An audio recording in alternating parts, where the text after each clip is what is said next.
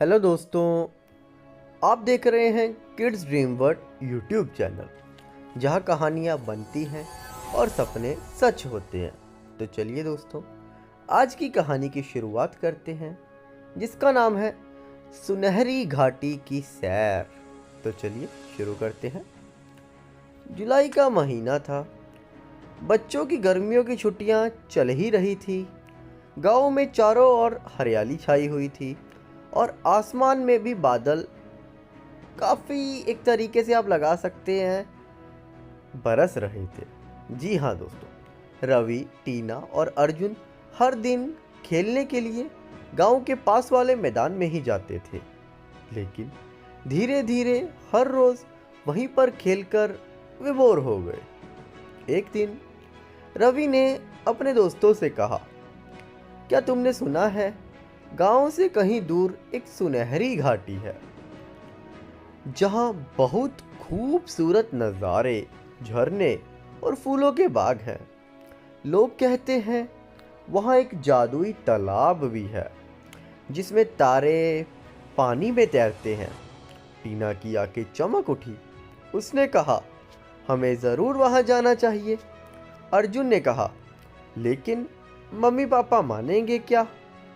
तीनों ने mummy papa से यह बात की।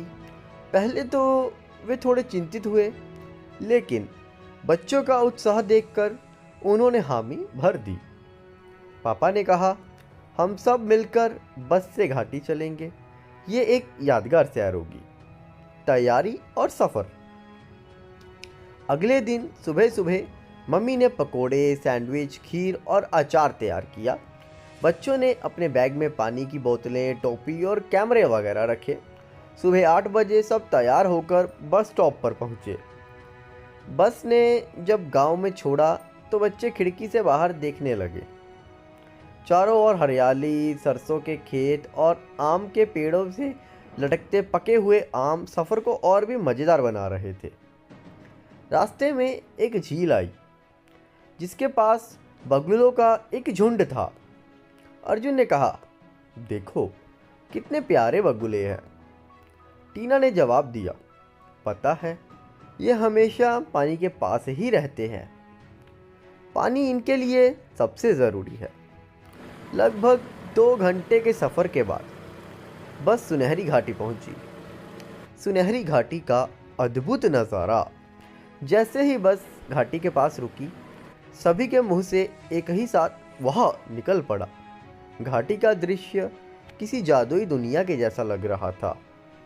चारों ओर ऊंचे ऊंचे पहाड़ थे जिन पर हरियाली की चादर बिछी हुई थी। फूलों के बाग थे जिनमें गुलाबी, पीले और सफ़ेद फूल खिलखिला रहे थे। हर तरफ रंग बिरंगी तितलियां उड़ रही थी। उनकी परछाइयां घाटी की छोटी छोटी झीलों में पड़ रही थी। थोड़ी ही दूर पर एक झरना भी बह रहा था जिसका पानी सूरज की रोशनी में सोने के जैसा चमक रहा था। झरने के पास बड़ी बड़ी चट्टानें थी जहां पानी की बूंदें गिर गिर कर मोतियों जैसी लग रही थी। झरने से कुछ दूरी पर एक गुफा भी थी जहां से ठंडी ठंडी हवाएं आ रही थी। पापा ने बताया, यह गुफा बहुत ही पुरानी है और कहा जाता है कि इसमें कई रहस्यमयी चीज़ें हो सकती हैं। यह गुफा अपने आप में काफ़ी अंदर राज छुपाए हुए है। झरने के पास की मस्ती। बच्चों ने झरने के पास काफ़ी मस्ती थी। रवि ने कहा, आओ पानी में खेलते हैं। टीना ने फूलों की सुंदरता देखकर कहा, मैं इन फूलों से एक माला बनाऊंगी। अर्जुन ने शरारत करते हुए कहा, मैं तुम दोनों पर पानी के छींटे डालूंगा। बच्चों ने पानी में उछल कूद की। टीना ने झरने के पास छोटे छोटे पत्थरों से नाव बनाई, जबकि रवि ने झरने के नीचे खड़े होकर ठंडे ठंडे पानी के फुवारों का मज़ा लिया। जादुई तालाब। झरने से थोड़ा आगे बढ़ते ही बच्चों ने देखा एक छोटा तालाब है जिसमें पानी तारे जैसा चमक रहा है। प्रिया को बात याद आ गई। पापा ने बताया, यह जादुई तालाब नहीं है, इसमें खास खनिज है जो इसे ऐसा बनाता है। टीना ने तालाब में अपना चेहरा देखा और खुश होकर बोली, यह तो सच में जादुई है। यहाँ हर चीज इतनी खूबसूरत क्यों है? पापा ने कहा, यह सब प्रकृति का जादू है, हमें इसे संभाल कर रखना चाहिए। Surprise game. मम्मी ने खाने का समय बताया। सभी ने चटाई बिछाई और गर्मा गर्म पकोड़े, सैंडविच और खीर का आनंद लिया। खाने के बाद पापा ने कहा, अब हमारी तरफ से एक सरप्राइज है, यह खजाने की खोज का खेल होगा। पापा ने घाटी के अलग अलग हिस्सों में शीशियां और पर्चियां छिपाई थी। हर पर्ची पर एक संकेत था जो अगले खजाने तक पहुंचाएगा। पहली पर्ची झरने के पास थी, जहां पानी गिरता है, वही पहला संकेत है। दूसरी पर्ची फूलों के बाग में थी, जहां सबसे बड़ा गुलाब है, वहां तुम्हें अगला संकेत मिलेगा। तीसरी पर्ची तालाब के पास थी, जहां तारे पानी में तैरते हैं, वही खजाना छिपा है। रवि ने सबसे पहले सारे संकेत ढूंढे और उसे इनाम में एक बड़ी पतंग मिली।